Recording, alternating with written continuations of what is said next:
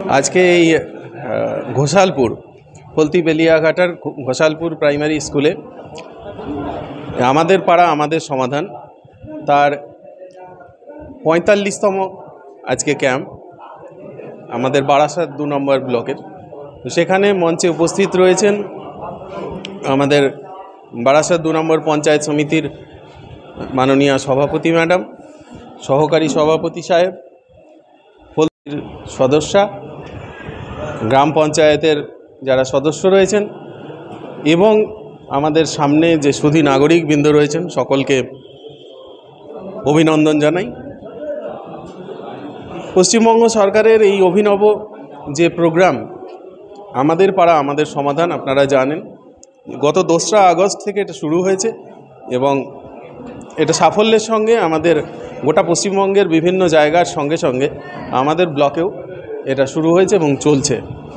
তো এতদিনে আমি বললাম যে আমরা ৪৫টা ক্যাম্প করে ফেলেছি। একটা ক্যাম্পে আমরা 3টে করে গড়ে 3টে করে বুথকে কভার করছি। আজকেও এখানে আমাদের ঘোষালপুর প্রাইমারি স্কুলে যে ক্যাম্প হচ্ছে সেখানে 3টি বুথকে আমরা কভার করছি। তো প্রত্যেকটা দিনের মতন আজকেও সাধারণ মানুষ এসেছেন। আমরা দেখলাম যে 3টে বুথেই কিন্তু তারা এসে বিভিন্ন ধরনের স্কিম লিখিয়েছেন। এই যে প্রোগ্রাম তার যে মাহাত্ম্য, যে সাধারণ নাগরিক তাদের যে নিড প্রয়োজন সেটাকে তারা এসে সরকারের সামনে তুলে ধরতে পারছেন। আমরা সামনে যেমন সরকারের যারা প্রতিনিধি, আমরা যেমন সরকারি আধিকারিক আছি, সঙ্গে আমাদের পঞ্চায়েতের বিভিন্ন স্তরের যারা রিপ্রেজেন্টেটিভস আছেন তারা আছেন, সঙ্গে শুধুমাত্র তা নয়, এই যে প্রোগ্রামগুলো, এই যে স্কিমগুলো সাধারণ মানুষ আমাদের কাছে দিচ্ছেন সেটা কিন্তু সরাসরি সরকারের কাছে চলে যাচ্ছে। আজকে এটা যখন আপলোডিং হবে আর 1 ঘন্টার মধ্যে এটা কিন্তু নবান্নে পৌঁছে যাবে।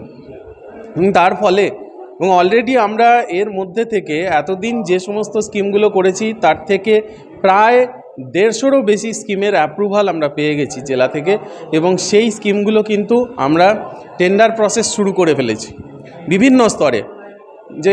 যে স্কিমগুলি গ্রাম পঞ্চায়েত করছে তারাও অলরেডি টেন্ডারের কাজ শুরু করে ফেলেছে এবং এটা আমরা নভেম্বর মাসের প্রথম সপ্তাহ থেকে ফিল্ডে কাজগুলোকে নামাতে শুরু করব। আমাদের যে টার্গেট বা লক্ষ্যমাত্রা সেটা হচ্ছে আগামী জানুয়ারি মাসের মধ্যে আমরা কাজগুলিকে শেষ করে ফেলব এবং সেই লক্ষ্যে আমরা কিন্তু পঞ্চায়েত সমিতি এবং আমাদের 7খানি গ্রাম পঞ্চায়েত সকলেই কিন্তু আমরা এক লক্ষ্যে আমরা দাঁড়িয়ে আছি।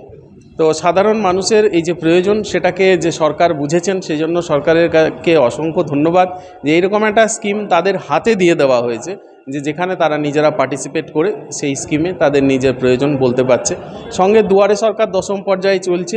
দুয়ারে সরকারেতে সাধারণ মানুষের যে সমস্ত স্কিমগুলিতে দরখাস্ত করা এখনও হয়ে ওঠেনি, বেশিরভাগই ইন্ডিভিজুয়াল বেনিফিট স্কিম, যেমন বার্ধক্য ভাতা, লক্ষ্মীর ভাণ্ডার, সেগুলিতেও তারা দরখাস্ত করতে পারছেন এবং অলরেডি তারা অনেক দরখাস্ত করেছেন যেগুলি আমরা ডেলি আপলোডিং করে দিচ্ছি। তো সাধারণ মানুষকে সরকারের যে পরিষেবা সেটা পৌঁছানোর ব্যাপারে আমরা একদম দায়িত্বের সাথে কাজ করছি।